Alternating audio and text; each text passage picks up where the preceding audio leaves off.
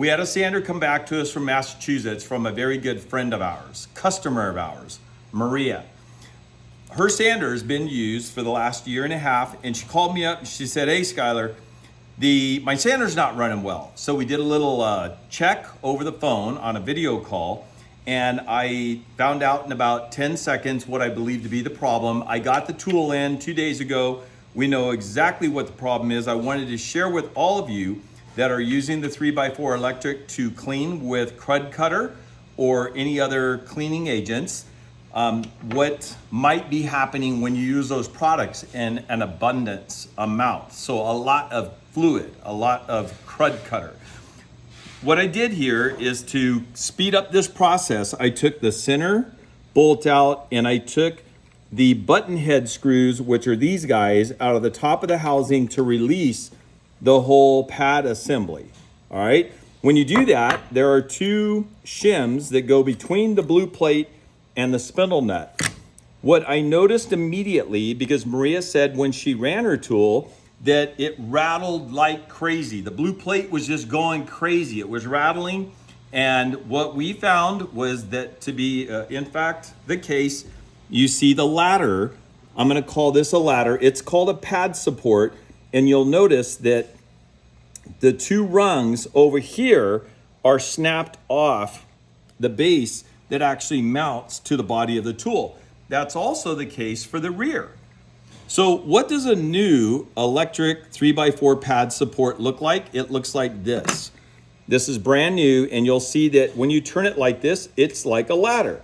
So the rungs are molded and welded to the two horizontal or the two parallel pieces here, where in fact Maria's, they are broken. What causes that? Just a lot of use, a lot of mileage. This is a wearable part.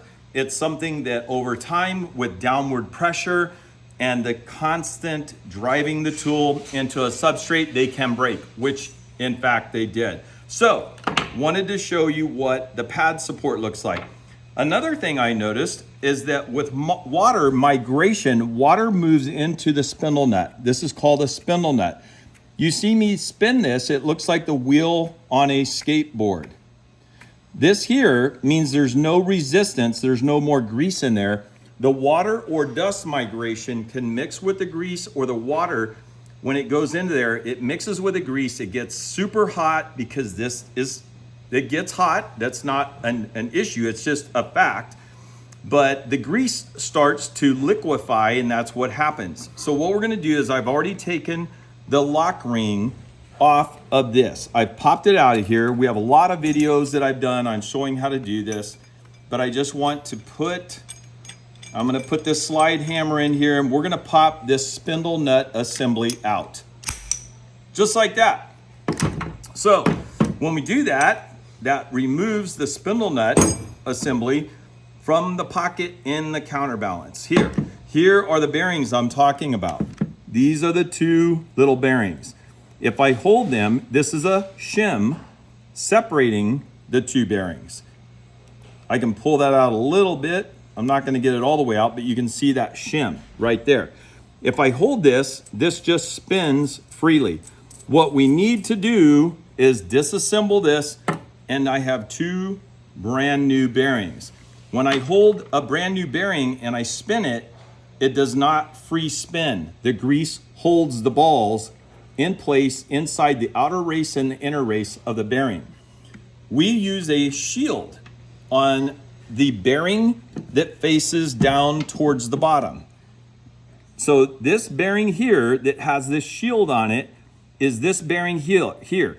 That shield is designed to keep migration from water and dust from getting into the bearing.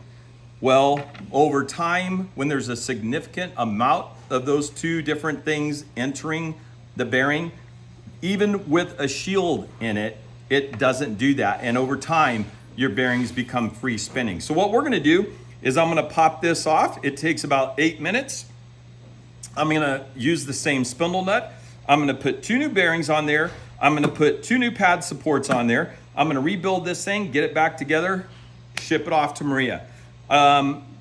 I know we've had hundreds, it's hundreds and multiple hundreds of questions daily, weekly, monthly, people wondering what's going on with my sander. This is one thing that could be going on with your sander that's not a factory defect, it's just high use. I believe this particular tool, she's been using this almost 2 years, doing hundreds of kitchens, and that's what's going on. Another thing, when you are removing your 2.5 millimeter screws, if you're using your tool to clean with water, water's gonna get in there and it's gonna rust these things shut. If you do not put the end of the Allen, the hex head Allen, deeply into the pocket of the screw, and if the Allen wrench is at an angle, because there's crud built up in the screws, it could be rust, it could be dust, it could be primer, whatever. If you don't get it deep into the screw, and what we suggest is you get a dental pick and you completely scrape that all out of there, use a blowgun to blow it out. If you don't do that, you will strip all the screws.